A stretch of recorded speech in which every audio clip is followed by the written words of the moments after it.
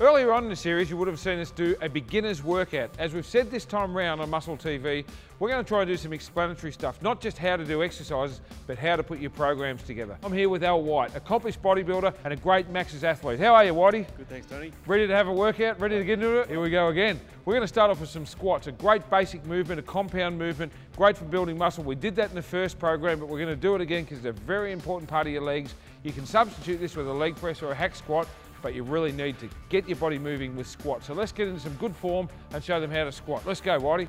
Yeah, you don't want the bar too high up on your neck. That's a mistake most people make. They have it right up here in the back of their head and it's no good for their posture. Whitey, take your hands out wide, right to the edge, and then lift your elbows up. Feet apart, back straight, chin up, chest out. See his back's nice and flat.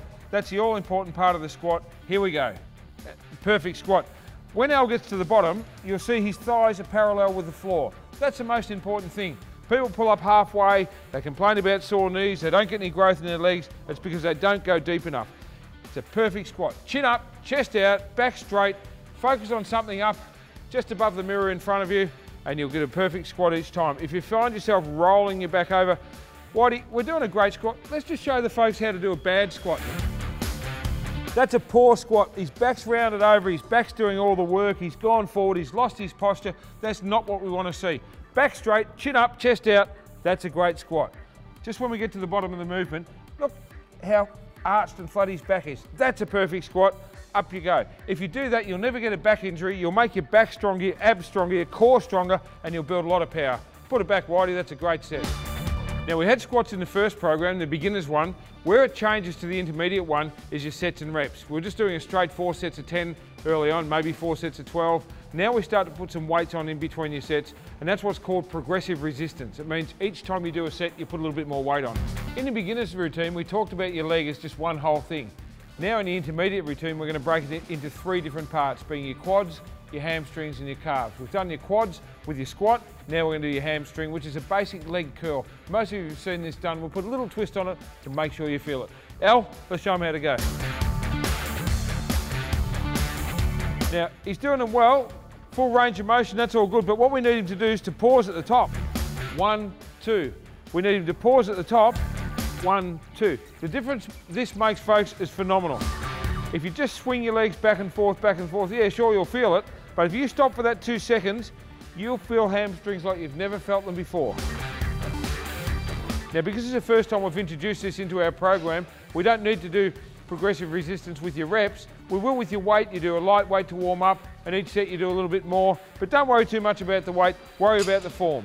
Most gyms have a standing calf raise machine. They're pretty stock standard, but once again, it's how you do it that counts. Let's go, Al. Now with calves, you need to keep the reps up, so we're gonna do 15 reps on these ones. Come up, pause at the top. Once again, pause at the peak part of the movement. Come up, pause. Main thing is to come right to the top and pause. Come right to the top and pause.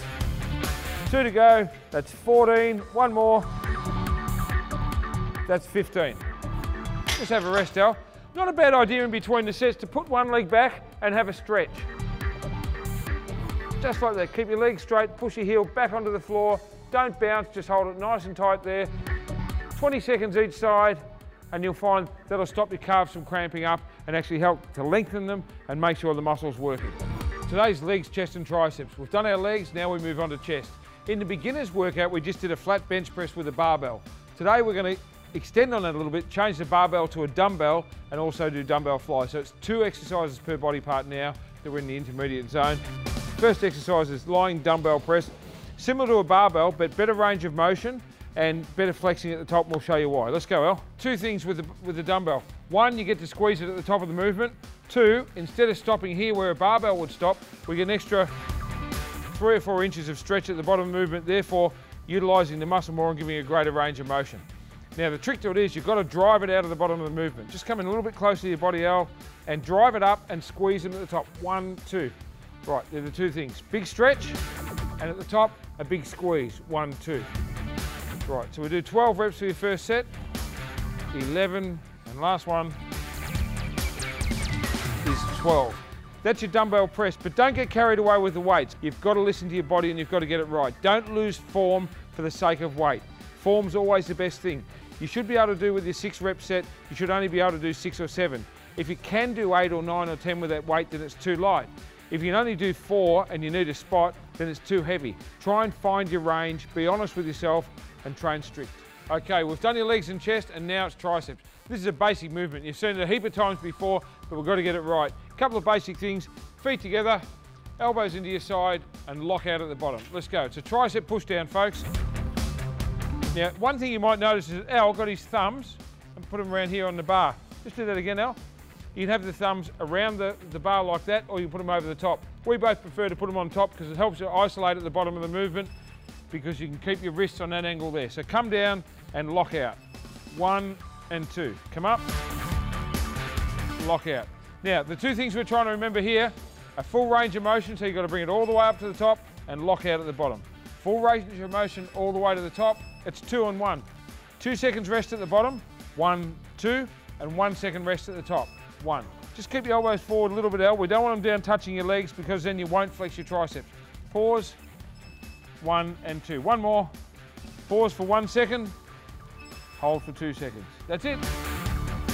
With this exercise, it's progressive resistance. You put your weights up as you go. In the first workout with the beginners, we didn't do so much of that. With this one, you really need to. So you do one light one to warm up, and then just increase one little plate or half a little plate, depending what sort of setup your gym's got. Just 5 or 10 kilos per set.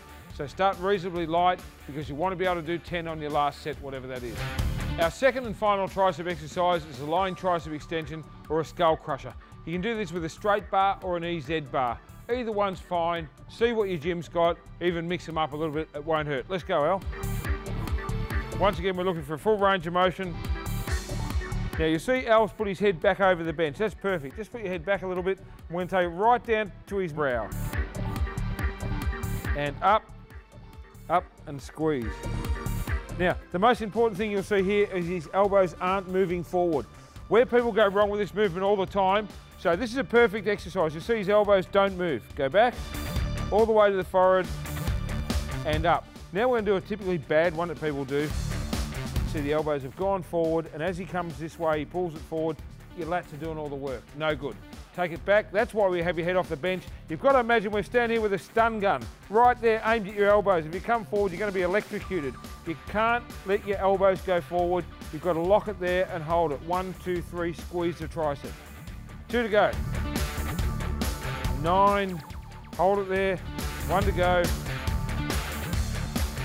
10. Great set, Al. Okay, what we've tried to show you today for one of the first times on MuscleTV is how to design a program that suits yourself. There's a million different programs out there, and the problem is everyone's got their own idea of which one's best. If you've got a different theory and you can divide your body parts into 3 different body parts, train them twice a week, it'll probably work for you. This is what we suggest you try, but mix it up a little bit and see what works for you. Most importantly, 2 exercises per body part.